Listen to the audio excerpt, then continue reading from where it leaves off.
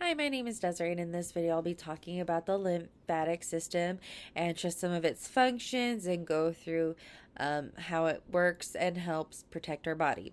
So, here is my picture of the lymphatic system. Again, it is not anatomically correct, but you get the gist of the idea that lymphatic vessels and nodules and just storage areas are just all over your body, constantly trying to protect and store information for foreign invaders. The lymphatic system also maintains the fluid level in our body.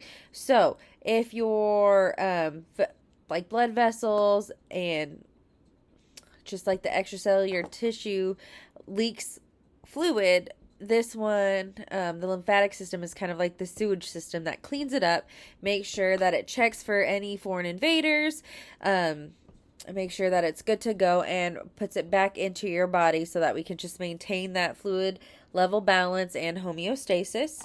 It is, again, like I said, main function is immune response. So lymph cells, as soon as it finds the invaders, if it feels like it's bigger than what just the node can handle, it will be the one to trigger that response to get it throughout the body so we can fight it as quickly as we can.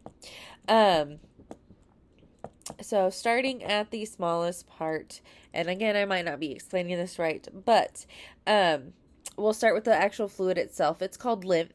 And in order for the fluid to be called lymph, it has to actually pass into a lymphatic capillary or be in the nodule or just come into the lymph system. If it's outside the lymph system, it's called intracellular fluid, or no, interstitial fluid. So as soon as it comes in, it's called lymph. Lymph is attached to Lymph gets filtered out through capillaries and through lymph vessels. And lymph vessels collect and filter lymph, like I said.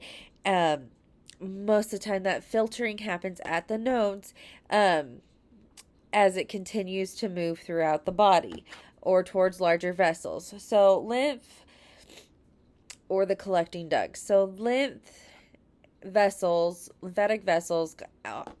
more likely operate like veins. So they're going to be smaller. They are still made of that squamous epithelial cells, but they have the valves so that it prevents the backflow. Because it's trying to remove waste, trying to filter the waste, and trying to just maintain that homeostasis. The lymph cells itself protect your body against foreign invaders. Those are called the lymphocytes. That just kind of monitor everything, have our checkpoints, make sure that it's not damaging to us. And we do that by the lymph tissue and organs. So lymph tissue is your thymus, your spleen, and your nodes. These protect against foreign invaders, they produce, store, and carry white blood cells that would fight off infections and other diseases. It can include the bone marrow, the spleen, everything I just said earlier, to make those lymphocytes white blood cells in order to protect our body against infection. Lymph nodes, like you can see, we have plenty of it throughout our body to be our checkpoint, to be our filtration system. So like we have a thoracic lymph node, we have cervical lymph node, we have the axillary lymph nodes, we have the abdominal lymph nodes, supratrochlear lymph node in your arms, inguinal lymph nodes, and pelvic lymph nodes. And that's not all that we have, but these are just some of the general ones. So what those are doing for us is they're just small structures that work as filters for foreign substances, cancer cells, and infection. Again, our filtration system, or like what in our video they said, it is like the TSA at the airport. It's going to make sure that everybody's good to go to get on the airplane and get to where they need to go. Thymus, that is a specialized organ. It's bigger when we're kiddos because thymus's main function is to train and specialize white blood cells called T lymphocytes. So thymus's main function is to make sure that it gets all those foreign invaders, and it's bigger when we're younger because we're going to be first exposed to all those foreign invaders when we're younger. So it takes in all those, trains the white blood cells to be able to kill those foreign invaders, no matter if they're strep or no, I don't want to say the flu. What's another one? Strep, E. coli if it gets too bad, like other things like that. And then allergens too could be going through this, and then it's going to keep those T cells and have it stored for memory, like an armory. So, like, say strep comes out, it's going to just, okay, well, I know this T cell corresponds with that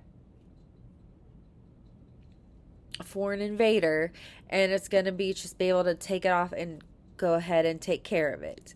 As we get older, that thymus shrinks because, again, we've been more exposed as younger, when we're younger. So hopefully by the time we get to old age, we would have enough of the T cells and the memory cells to be able to fight off foreign invaders without having to produce new ones. And then the largest organ in our lymphatic system is going to be the spleen. That one also works in filtering the blood, and so the spleen, the main thing is it stores and filters blood to make white blood cells to protect you from infection. And again, as it's doing that, it's getting filtered out throughout the whole body, just making sure that it is taking care of those foreign invaders. It's going to try to make sure that our fluid levels are good and that we're taking care of any waste that could potentially harm us. Thank you.